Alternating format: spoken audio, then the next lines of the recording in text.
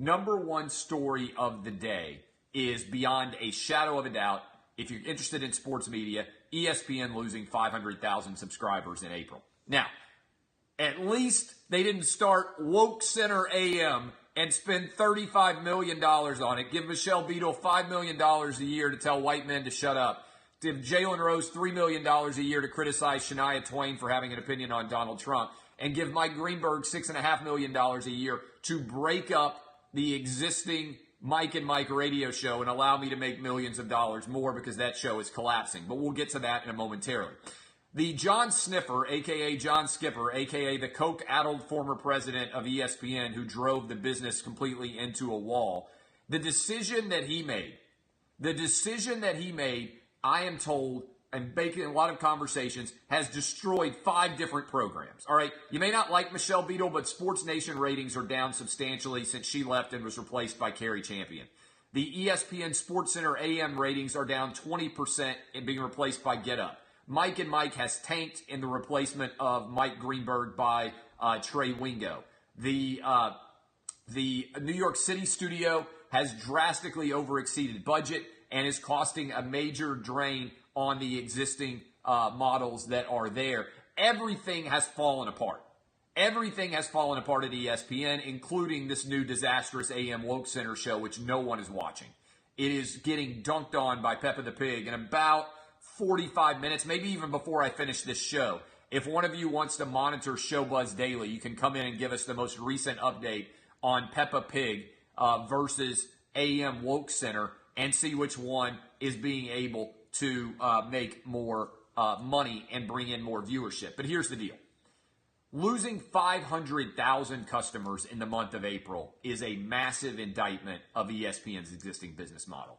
If you do the math on that, let's say ESPN is costing everybody roughly $8 a month. That's $96 a year times 12 months a year. That's costing them $48 million off their budget in perpetuity. Because when you lose those 500,000 subscribers, they probably are not coming back. They are gone forever. So that's $48 million in 1 month that you are just chopping off the existing ESPN budget forever. And in the process, over the last several years, ESPN has lost 15 million subscribers. In the month of April, they lost nearly 17,000 cable subscribers a day.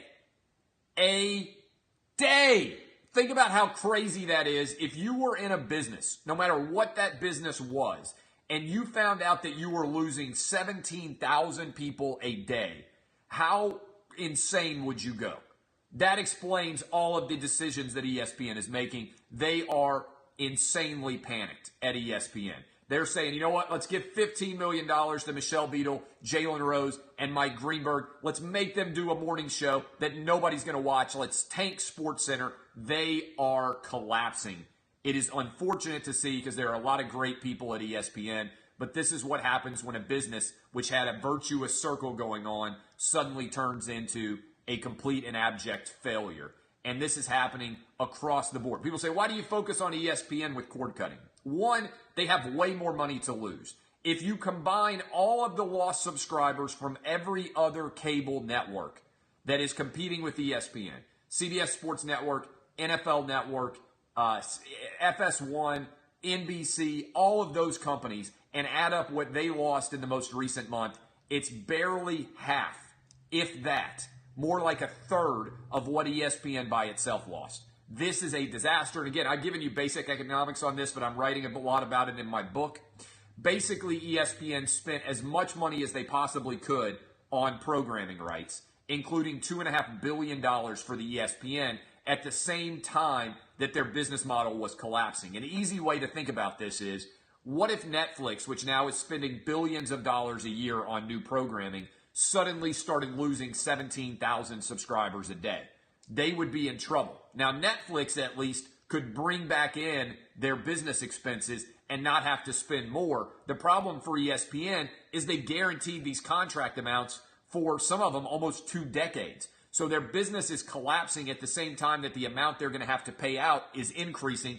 I don't have to be a business genius to look at this and say, uh-oh, this ain't good. And so as a result, I think ESPN's not going to be able to afford Monday Night Football.